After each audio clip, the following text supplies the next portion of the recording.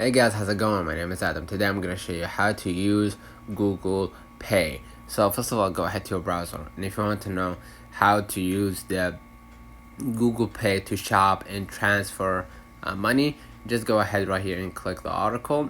And basically, if you want to use the Google Pay, you need to set up the Google Pay by downloading Google Pay on your Google Play Store. In my case, I don't have the Google Pay service on my phone or on my iPhone. And then open the app, select the country, and sign up with your account. And basically, you're gonna be able right here, you can use Play, a third-party service, to obtain transaction and balance information from your accounts. Select the accept to agree and continue on the next screen. You're gonna be able to select a financial institution from the short list, or type its name into the search bar at the top if you do not see it listed. When you find it, select it and log in. And basically, if the app is able to connect your bank, the platform will let you know that your account was successfully added, and then tap continue to finish, and you're all set. You can use Google Pay immediately, right? And if you want to send, Google Pay is amazing with sending and receiving money.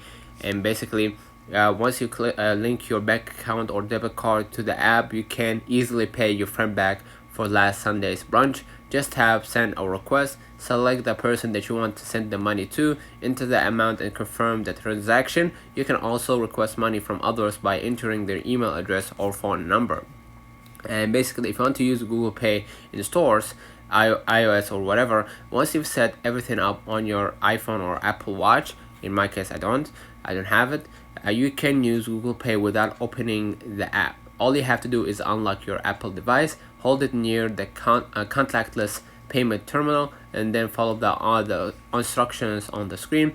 Your gadget might ask you to authenticate the transaction via Face ID, or by providing your fingerprint, or presenting the lock screen button. Note that you can add a gift card to Google Pay on iOS, as that feature is only available for the Android version of the app.